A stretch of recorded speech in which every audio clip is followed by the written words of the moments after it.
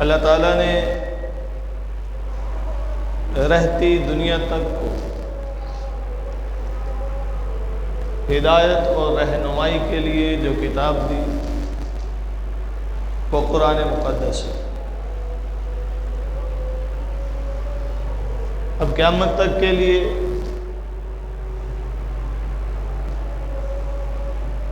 جس سے ہدایت اور رہنمائی ملنے والی ہے وہ محض قرآن کریم ہی۔ اس لیے اہل ایمان قرآن کریم سے محبت کرتے اور ان کو جو قرآن مقدس کو نہیں مانتے یہ دعوت دیتے ہیں کہ آؤ تم بھی قرآن سے محبت کرو۔ منکرین قرآن یہ کہتے ہیں کہ ہم قرآن سے کیوں محبت کریں، ہمارے پاس تورات ہے، تورات سے کیوں محبت نہ کریں، ہم قرآن سے کیوں محبت کریں، ہمارے پاس انجیل ہے، ہم انجیل سے محبت کیوں نہ کریں، ہم قرآن سے کیوں محبت کریں، ہمارے پاس زبور ہے، ہم زبور سے محبت کیوں نہ کریں۔ یعنی قرآن کریم کو ہی محبت اور الفت کا مرکز کیوں بنایا جائے، دیگر آسمانی کتابوں اور صحائف کو مرکز محبت کیوں نہ بنایا جائے۔ قرآن میں ایسی کیا بات ہے کہ باقی سب کو چھوڑ کر قرآن سے ہی محبت کرنی چاہیے؟ ہم کہتے ہیں جی قرآن سے محبت کیجئے اس لیے کہ قرآن کلام اللہ ہے۔ یہ شرف سوائے قرآن مقدس کے اور کسی آسمانی کتاب کو نہیں ملا۔ تورات بھی ہے، زبور بھی ہے، انجیل بھی ہے، دیگر صحائف بھی ہیں، ساری اللہ کی کتابیں ہیں، سبھی اللہ کی طرف سے آئی ہیں، لیکن وہ اللہ کا کلام نہیں ہے، وہ اللہ کی کتاب ہے۔ قرآن کریم اللہ کی کتاب ہونے کے ساتھ ساتھ اللہ کا کلام بھی ہے۔ یہ شریعت، قانون اور دین ہونے کے ساتھ ساتھ یہ اللہ کا کلام ہے، اور جس چیز کا تکلم اللہ کرے وہ قابل محبت ہوتی ہے۔ دیکھیں نا ایمان والوں کو، بلکہ ساری دنیا کے وہ لوگ جو آسمانی مذاہب کے پیروکار ہیں وہ اللہ کو مانتے ہیں، وہ اللہ کو مانتے ہیں۔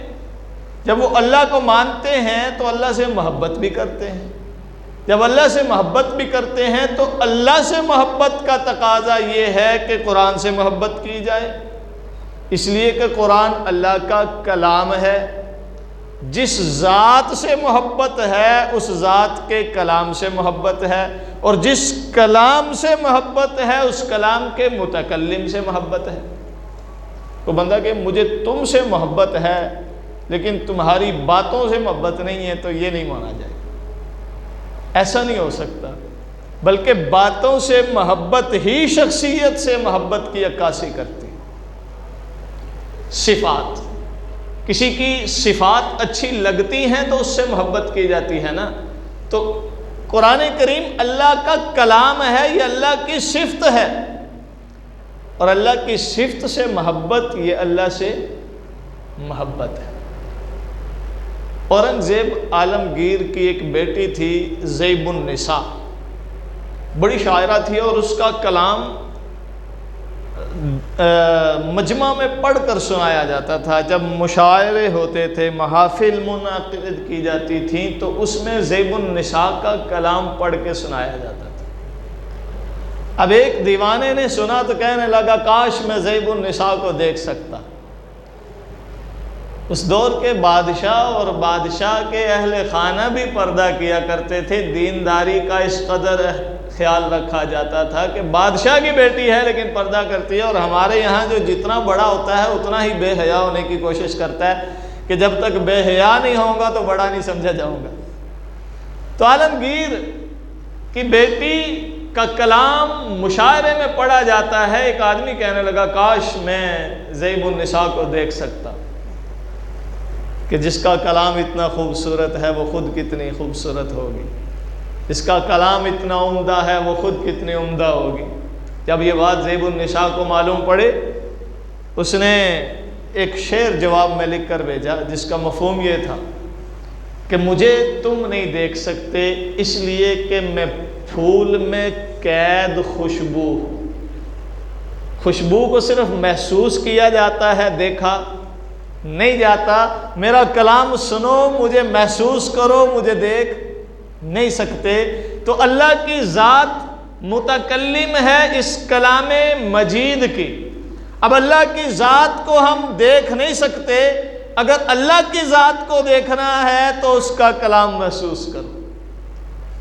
اللہ کی ذات کو دیکھنا ہے تو اس کا کلام محسوس کرو۔ اور ویسے بھی جو جتنا بڑا متکلم ہوتا ہے اس کے کلام میں اتنی زیادہ حکمتیں ہوتی ہیں۔ جتنی بڑی شخصیت بات کر رہی ہو اس کی باتوں میں اتنی ہی زیادہ دانائی ہوتی ہے۔ مشرکین مکہ نے حضور علیہ السلام پر اعتراض کیا تھا نا کہ یہ اللہ کا کلام نہیں ہے، یہ خود انسان لکھ کے لایا ہے، یہ خود لکھتا ہے، یہ فلاں سے لکھواتا ہے، یہ فلاں سے لکھواتا ہے۔ مختلف اعتراض کیے اور ان کے جا بجا قرآن مقدس میں جواب بھی ہیں۔ ایک چیلنج اللہ نے کیا کہ اچھا تم یہ کہتے ہو کہ یہ محمد کا کلام ہے یا یہ کسی سے لکھوا کے لایا ہے، یہ اللہ کا کلام نہیں، تو تم بھی لے آؤ، تم بھی لے آؤ۔ اگر یہ لکھوا سکتا ہے تو اس کے بدلے میں فَأْتُوا بِمِثْلِهِ، تم بھی لے آؤ۔ اب یہ مشرکین کو کہا، یقیناً قرآن اگر صرف فصاحت و بلاغت ہوتی، صرف فصاحت و بلاغت ہوتی تو عرب میں بڑے بڑے فصیح اور بلیغ لوگ تھے۔ صرف اس میں ظاہری حسن کلام ہوتا تو عرب میں ایسے ایسے ادبا موجود تھے جو ظاہراً کلام میں حسن پیدا کرنے کی صلاحیت رکھتے تھے، لیکن پھر بھی وہ اس کے مقابلے میں نہیں لا سکے ادیب ہونے کے باوجود۔ کیوں؟ اس لیے کہ اس میں صرف فصاحت اور بلاغت نہیں بلکہ اس میں سیاست بھی ہے۔ قرآن کریم سیاسیات پر بھی گفتگو کرتا ہے۔ اچھا، اب اگر وہ کسی ادیب کو بٹھاتے جو ادب پر مہارت رکھتا ہے اور ساتھ میں وہ علم سیاسیات بھی جانتا ہے تو پھر بھی وہ نہ لکھ سکے، اس لیے کہ قرآن میں صرف سیاسیات نہیں، قرآن میں معاشیات بھی ہیں۔ اب اگر وہ ایسا بندہ لے آتے جو ادیب بھی ہو، سیاست کا علم بھی ہو، معیشت کا علم بھی ہو، لیکن تب بھی نہیں لکھ سکے، اس لیے کہ قرآن میں صرف معیشت نہیں ہے، قرآن میں زراعت کا تذکرہ بھی ہے۔ اب اگر وہ ان تمام علوم کے ماہر کو بھی لے آتے تب بھی نہ لکھ سکے، کیوں؟ اس لیے کہ قرآن کریم میں صرف یہی علوم نہیں ہیں بلکہ قرآن نے تو غیب کی خبریں بھی دی ہیں، اگلے زمانے کی خبریں بھی دی ہیں، اور ایسا کوئی انسان ہو ہی نہیں سکتا جو سارے زمانے کی خبریں رکھنے والا ہو۔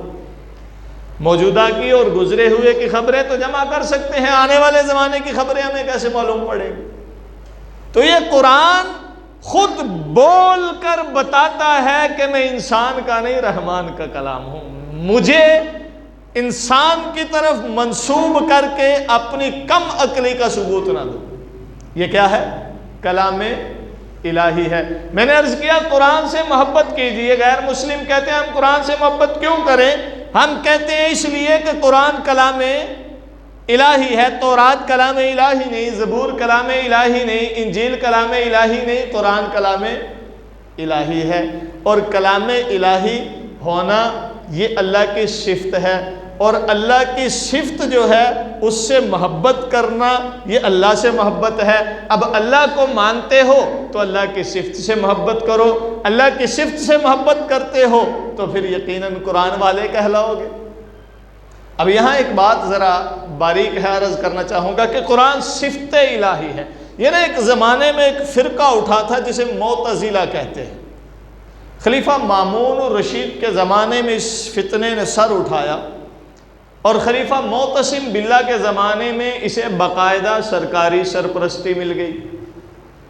اب یہ جو معتزلہ فرقہ تھا، ان میں ان کا ایک سرکردہ تھا احمد بن ابی داؤد۔ یہ 250 صدی ہجری کے زمانے کی بات ہے، تقریباً 230-38 کے قریب۔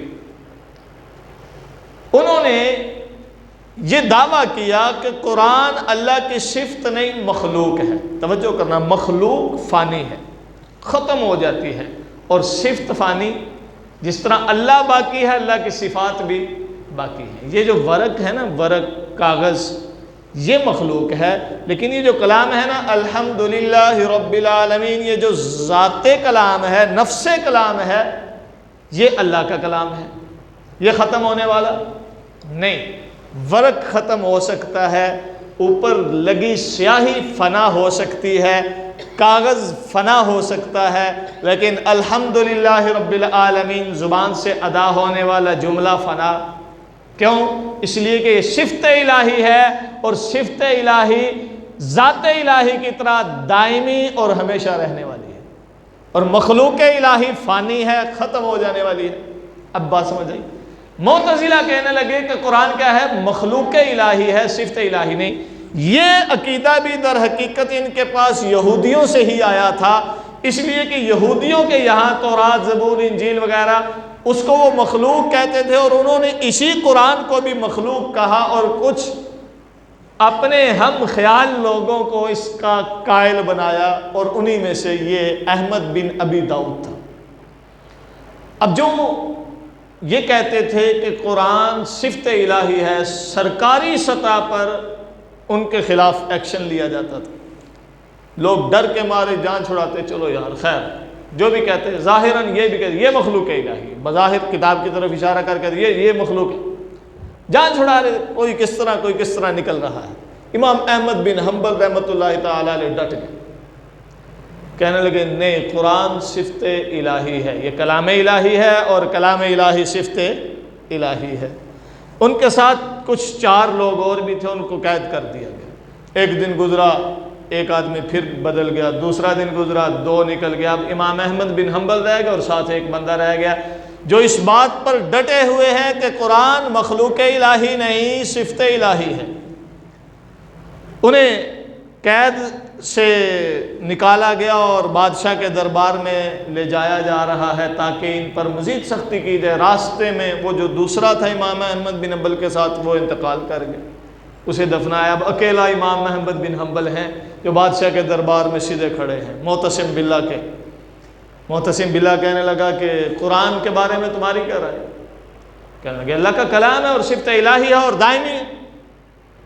معتزلین جو وہاں بیٹھے ہوئے تھے، ابن ابی داؤد وغیرہ، ان لوگوں نے بادشاہ کو بھڑکایا کہ اس کے خلاف سخت ایکشن لیا جائے، اس کو سزا دی جائے۔ انہوں نے جیل میں ڈال دی۔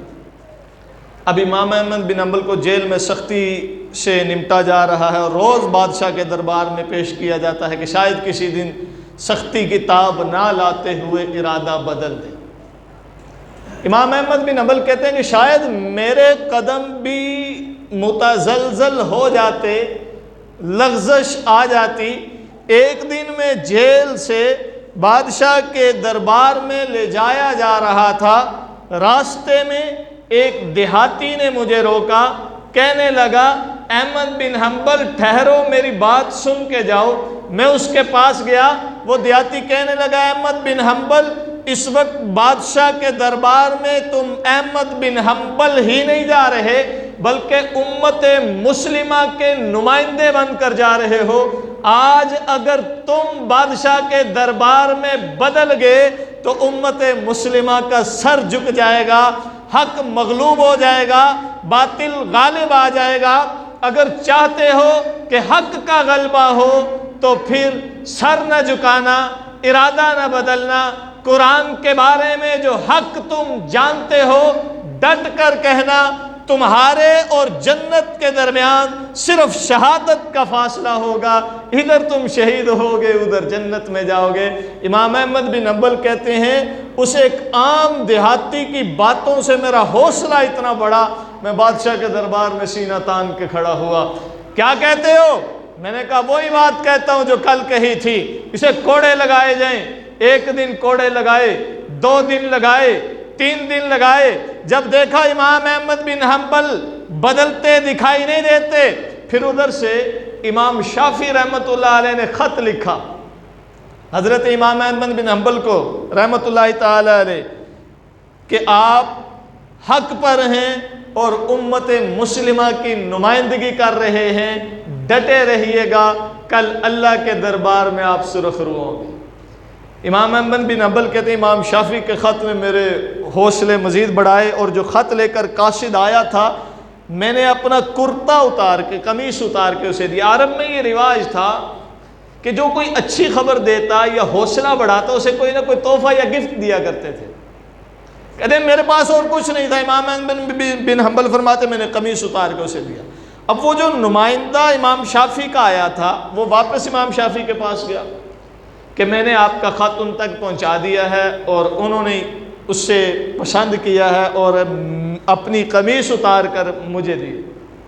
امام شافعی فرمانے لگے وہ تمہیں ملی ہے، ان کا وہ کرتا تمہیں ملا ہے، میں تم سے کرتا تو نہیں مانگتا، لیکن اتنا کہتا ہوں اس کرتے کو پانی میں بھگو کر کے پانی میرے پاس رہنے دو کہ اس مرد کلندر کے قمیص میں جو پسینہ ہے وہ پسینہ بھی حق کی خاطر آیا ہے اور وہ بھی باعث برکت ہے، میں نہیں چاہتا کہ میں اس سے محروم رہ جاؤں۔ یہ کلام الہی کے لیے، صفت الہی کے لیے، بقائے قرآن کے لیے ڈٹنے والے امام احمد بن حنبل ہیں، جنہوں نے اپنے عمل سے یہ ثابت کیا ہے کہ قرآن سے محبت کیجیے۔ تو قرآن سے محبت کیجیے، کیوں؟ اس لیے کہ قرآن کلام الہی ہے، اور جس طرح یہ اللہ کا کلام ہے اسی طرح اس میں حکمت، اسرار، رموز، دانائی بھی بے انتہا اور لامحدود ہے کہ انسان اس کی وسعتوں تک پہنچ نہیں سکتا۔ اللہ کی ایک ایک بات میں ہزاروں حکمتیں ہو سکتی ہیں، قیامت تک انسان اس میں غوطہ زنی کرتا رہے، موتی اور جوہر تلاشتا رہے، انسان ختم ہو سکتے ہیں لیکن خدا کی باتوں کی حکمت اور اسرار ختم نہیں ہو سکتے۔ اسی پر گفتگو کریں تو بڑی طویل ہو، موضوع یہ ہے کہ قرآن سے محبت کیجئے اس لیے کہ قرآن کلام الہی ہے، قرآن سے محبت کیجئے اس لیے کہ قرآن حبل اللہ ہے۔ اللہ تعالیٰ نے قرآن مقدس میں فرمایا وَاعْتَصِمُوا بِحَبْلِ اللَّهِ جَمِيعًا، وَاعْتَصِمُوا مضبوطی سے پکڑ لو، بِحَبْلِ اللَّهِ اللہ کی رسی کو، جمیعاً سارے کے سارے۔ اب یہ اللہ کی رسی کون سی ہے؟ قرآن کریم۔ قرآن کریم حبل اللہ ہے، یہ اللہ کی رسی ہے۔ اب رسی کیا کام کرتی ہے بھلا؟ رسی کیا کام کرتی ہے؟ مشکل وقت میں تکلیف سے نجات دیتی ہے۔ ایک آدمی کنویں میں گر جائے تو اس کو کنویں سے نکالنے کے لیے سیڑھی استعمال کریں گے یا رسی پھینکیں گے کہ اسے پکڑ کے نکالاؤ، اگر نہ ہو تو پھر وہ کنویں میں عذاب بھگتتا رہے گا، ادھر ہی سڑ گل جائے گا، مر جائے گا۔ ایسے ہی ہے نا۔ اسی لیے ایک تصوف کا بڑا نام ہے ابن العربی، شیخ محی الدین ابن العربی۔ ابن عربی کے نام سے شاید آپ واقف ہوں گے، آج کل جو ایک ڈرامہ گزرا تھا ارطغرل کا، اس میں بھی ایک شخص تھا ابن عربی، وہ ابن عربی کا کردار ادا کرنے کے لیے میں سمجھانے کے لیے بات عرض کرنے لگا تھا کہ شیخ محی الدین ابن عربی تصوف کا ایک بڑا نام ہے، اور ان کی تحقیقات اور ان کا جو علمی ذخیرہ ہے دنیا آج بھی اس سے استفادہ کرتی آ رہی ہے۔ ابن عربی کہتے ہیں جہنم کیا ہے اور جہنم کہاں ہے، مقام جہنم کیا ہے؟ کیا جہنم کوئی جنت کے ساتھ بڑا محل ہے یا گراؤنڈ ہے؟ نہیں، فرمانے لگے آسمان سے نیچے یہ سارا خلا، زمین سمیت، سیاروں سمیت جہنم ہے۔ جنت آسمان سے اوپر ہے اور آسمان سے نیچے یہ سب کیا ہے؟ جہنم ہے۔ فرمانے لگے کہ اس جہنم سے جن کو جنت میں لے جانا ہوگا اٹھا لیا جائے گا، اور جنہوں نے جنت میں نہیں جانا وہ یہیں سڑتے گلتے مرتے رہیں گے۔ فیصلہ بھی تو یہی ہونا ہے نا۔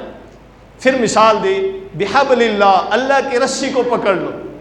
فرمانے لگے جن لوگوں نے اللہ کی رسی کو پکڑ لیا وہ اس جہنم سے نکل جائیں گے، جنہوں نے قرآن کو تھام لیا قرآن انہیں لے جائے گا یہاں سے، اور جنہوں نے قرآن کو چھوڑ دیا وہ یہیں سڑتے گلتے رہیں، ان کے لیے یہ جہنم ہے۔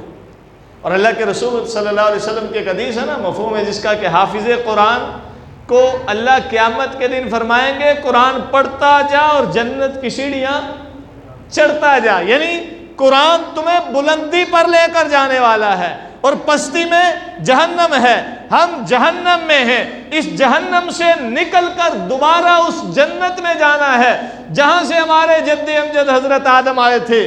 تو جنت میں جانے کے لیے رسی پکڑنی پڑے گی جو تمہیں اوپر لے کر جائے، اور وہ رسی کیا ہے؟ قرآن ہے۔ اللہ خود فرماتے ہیں وَاعْتَصِمُوا بِحَبْلِ اللَّهِ جَمِيعًا، اللہ کی رسی کو پکڑو کہ یہی ہے جو تمہیں اس جہنم سے چھٹکارا دے گی اور جنت میں لے کر جانے والی ہے۔ تو قرآن سے محبت کیجئے، اس لیے کہ قرآن کلام الہی ہے۔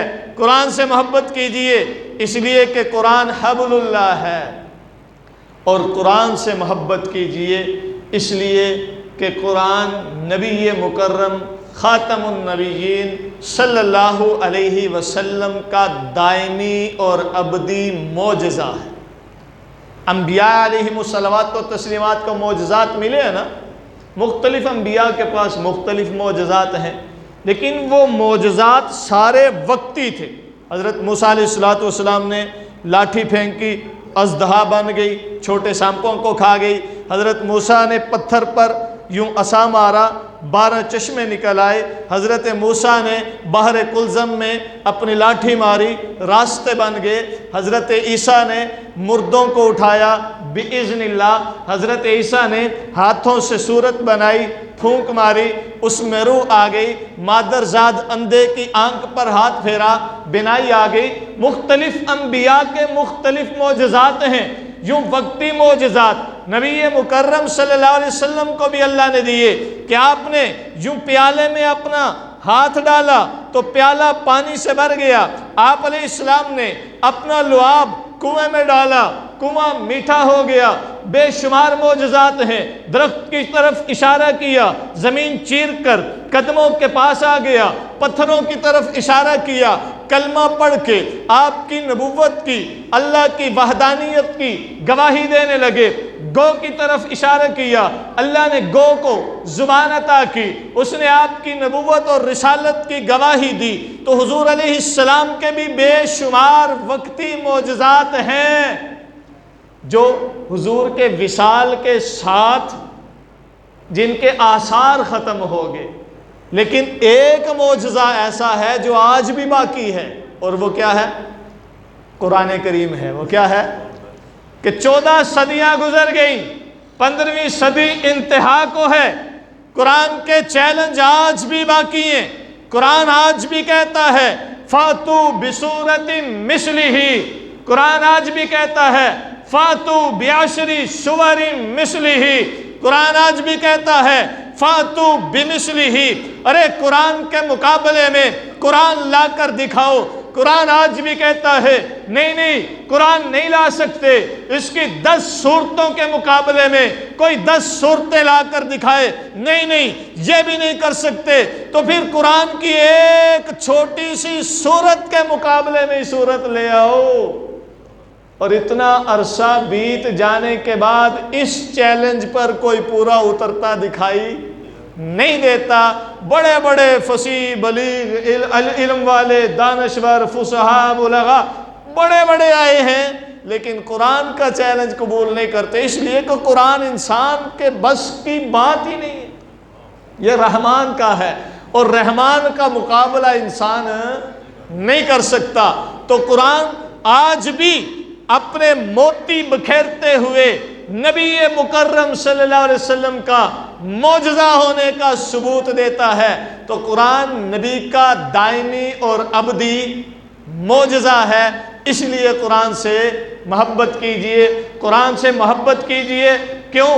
اس لیے کہ قرآن سے محبت اللہ سے محبت ہے، قرآن سے محبت رسول اللہ سے محبت ہے، اور مومن اللہ سے محبت بھی کرتا ہے، رسول اللہ سے محبت بھی کرتا ہے۔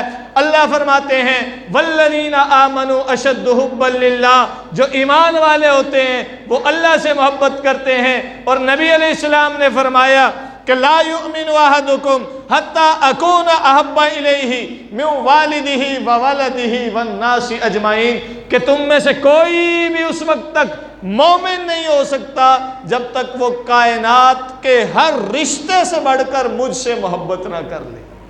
تو مومن اللہ سے محبت بھی کرتا ہے، رسول اللہ سے محبت بھی کرتا ہے۔ کرتے ہیں کہ نہیں کرتے؟ اور حضرت عبداللہ ابن مسعود رضی اللہ تعالی عنہ کی روایت ہے، فرمانے لگے جو بندہ قرآن سے محبت کرے گا وہی حقیقت میں اللہ اور رسول سے محبت کرے گا، اور جو قرآن سے محبت نہیں کرتا حقیقت میں وہ اللہ اور رسول سے محبت نہیں کرتا۔ تو ویسے بھی ہم قرآن کو کھولے نا، قُلْ إِن كُنتُمْ تُحِبُّونَ اللَّهَ فَاتَّبِعُونِي يُحْبِبْكُمُ اللَّهُ۔ محبت کے دعوے دار آئے تھے حضور کے پاس، ہمیں اللہ سے محبت ہے۔ اللہ نے جواب دیا کہ اگر محبت ہے تو رسول کی پیروی کرو، اتباع کرو۔ اب رسول کی اتباع کیا ہے؟ وہ قرآنی تعلیمات ہیں، مَا آتَاكُمُ الرَّسُولُ فَخُذُوهُ وَمَا نَهَاكُمْ عَنْهُ فَانْتَهُوا، جو رسول دیتا ہے لے لو، جس سے منع کرتا ہے رک جاؤ۔ تو معلوم ہوا رسول اللہ صلی اللہ علیہ وسلم کی اتباع اور پیروی کے لیے بھی قرآن کو ہی ماننا پڑے گا۔ تو اللہ کی محبت، رسول اللہ کی محبت تب سچی مانی جائے گی جب قرآن سے محبت ہوگی۔ اگر قرآن سے محبت نہیں تو پھر محبت کے سارے دعوے بیکار اور فضول ہیں۔ تو قرآن سے محبت کیجئے، کیوں؟ اس لیے کہ قرآن کلام الہی ہے۔ قرآن سے محبت کیجئے، کیوں؟ اس لیے کہ قرآن حبل اللہ ہے۔ قرآن سے محبت کیجئے، کیوں؟ اس لیے کہ قرآن معجزہ رسول اللہ ہے۔ قرآن سے محبت کیجئے، کیوں؟ اس لیے کہ قرآن سے محبت اللہ کی محبت، قرآن سے محبت نبی کی محبت۔ اب ہم نے قرآن سے محبت کرنی ہے، کریں گے نا انشاءاللہ؟ کریں گے نا قرآن سے محبت؟ اب قرآن سے محبت کرنی کیسے، یا قرآن سے محبت ہے کیا، یہ ہوتی کیسے ہے؟ بھئی قرآن سے محبت یہ ہے کہ قرآن کریم کو پڑھا جائے، کثرت سے پڑھا جائے، اس کی تلاوت کی جائے۔ اس کے ساتھ محبت کا تقاضا ہے کہ اسے جتنا وقت دیا جا سکتا ہے دیا جائے۔ یہاں ایک واقعہ ذہن میں آ رہا ہے، ہندوستان کا ایک عام سا شخص تھا، وفات پا گیا۔ جب اس کا انتقال ہوا وہ قبر میں دفنا دیا گیا۔ کچھ عرصے کے بعد دفنانے والوں میں سے ایک آدمی کہنے لگا میرے قیمتی کاغذات ہیں، قبر میں رہ گئے ہیں دفنانے کے دوران، وہ نکالنا چاہتا ہوں۔ علماء سے فتویٰ لیا۔ قبر کشائی ہوئی کچھ دنوں کے بعد جب قبر کو کھولا گیا اپنے کاغذات لینے کے لیے، اتنی خوشبو پھیلی کہ پورا علاقہ معطر ہو گیا۔ وہ آدمی بڑا حیران ہوا، اس نے جا کر علماء کو بتایا۔ علماء نے کہا ہم نے تو اس کے بارے میں کبھی نہیں جانا، نہ تو یہ پڑھا لکھا تھا اور نہ ہی کوئی تہجد پڑھتے ہوئے ہم نے کبھی اسے دیکھا، نہ تسبیح ہاتھ میں پکڑی ہوتی تھی، کوئی خاص بندہ تو نہیں تھا، لیکن اس کا کیا عمل ہے کہ اس کی قبر سے خوشبو اٹھ رہی ہے اور پورا علاقہ معطر ہو رہا ہے۔ اس کی بیوی کے پاس گئے، اماں جی بتائیے تو صحیح، یہ جو بزرگ فوت ہوئے ہیں ان کا کون سا نیک عمل تھا جس کی وجہ سے آج اللہ تعالیٰ نے ان کی قبر کو جنت کی خوشبوؤں سے بھر دیا ہے؟ کہنے لگی بیٹا میں تو اور کچھ نہیں جانتی، میں بھی ان پڑھ ہوں، وہ بھی ان پڑھ تھا، اتنا جانتی ہوں کہ اسے قرآن سے محبت بڑی تھی۔ وہ قرآن صبح کھولتا تھا اور کہتا تھا یا اللہ مجھے پڑھنا نہیں آتا لیکن یہ بھی سچ لکھا ہے، یہ بھی سچ لکھا ہے، یہ بھی سچ لکھا ہے۔ وہ اپنی محبت کو سادہ لفظوں میں پرو رہا تھا اور اللہ کو اس کی یہ محبت اتنی بھا گئی کہ مرنے کے بعد اللہ نے یہ نہیں پوچھا تجھے قرآن پڑھنا آتا تھا کہ نہیں، لیکن تو قرآن سے محبت کرتا تھا، تجھے قرآن سے عقیدت تھی، آج تیری قبر کو جنت بنا دوں۔ تو عزیزان من، قرآن سے محبت کا تقاضا ہے کہ قرآن کو کثرت سے پڑھا جائے، اس کی تلاوت کی جائے، اس کا معمول بنایا جائے۔ یومیہ ایک رکوع ہی صحیح لیکن یومیہ عادت بنائیں، ناغا نہ ہو۔ جس طرح کھانے کا ناغا نہیں کرتے، پینے کا ناغا نہیں کرتے، قرآن کو اپنی خوراک بنا لیں کہ اس کا ناغا نہیں کریں گے، معمول بنائیں گے نا انشاءاللہ۔ دوسرا قرآن سے محبت کا تقاضا یہ ہے یا محبت کا طریقہ یہ ہے کہ اس کو سمجھا جائے، اس کی سمجھ پیدا کی جائے، چونکہ اللہ یہ باتیں ہم سے کر رہے ہیں اور ہمیں سمجھ ہی نہ ہو تو پھر باتوں کی اہمیت نہیں ہے، قدر نہیں ہے۔ اب حق یہ ہے کہ قرآن کو پڑھنے کے ساتھ ساتھ سمجھا بھی جائے تاکہ ہمیں معلوم پڑے ہمارا خدا ہم سے کہتا کیا ہے، ہمارا خدا ہم سے چاہتا کیا ہے۔ قرآن پڑھا جائے، قرآن سمجھا جائے، اور پھر جو سمجھا گیا ہے اس پر عمل بھی کیا جائے کہ جو رب مجھ سے چاہتا ہے وہ میں اپنی عملی زندگی میں لے کر کے آؤں۔ قرآن جو مجھ سے تقاضا کرتا ہے میں اسے پورا کر کے دکھاؤں۔ قرآن مجھ میں جو نکھار، جو شخصیت کی بہتری، جو میرے کردار کے اندر روشنی اور نور دیکھنا چاہتا ہے میں اسے پیدا کر کے دکھاؤں، اس لیے کہ رب مجھ سے چاہتا ہے، وہ میرا خالق ہے، میں اس کی پروڈکٹ ہوں، میں اس کی مخلوق ہوں، وہ جیسا چاہتا ہے مجھے ویسا ہونا چاہیے۔ تو قرآن جو کہتا ہے اس پر عمل کر کے دکھایا جائے، قرآن پڑھا جائے، قرآن سمجھا جائے، قرآن پر عمل کیا جائے۔ اور قرآن کا چوتھا تقاضا یہ ہے کہ جب پڑھا بھی ہے، اسے سمجھا بھی ہے، اس پر عمل بھی کیا ہے تو پھر یہ بات دوسروں کو بھی بتائی جائے، اس کی اشاعت کی جائے۔ اور قرآن سے محبت کا پانچواں تقاضا یہ ہے کہ جب قرآن پڑھ بھی لیا، سمجھ بھی لیا، عمل بھی کیا، دوسروں کو بھی بتایا تو پھر ساتھ ساتھ ان چاروں کام کرنے والوں سے محبت کی جائے۔ کوئی ایسا ہے پڑھتا تو ہے، سمجھنے کا وقت نہیں، یا سمجھتا تو ہے عمل نہیں کر پاتا، یا عمل تو کرتا ہے اشاعت نہیں کر سکتا، تو آئیے قرآن سے محبت کرنے والوں سے محبت کیجئے، قرآن سے محبت کرنے والوں سے محبت کیجئے کہ ان سے محبت کرنے والوں سے محبت بھی حقیقت میں قرآن سے محبت ہے۔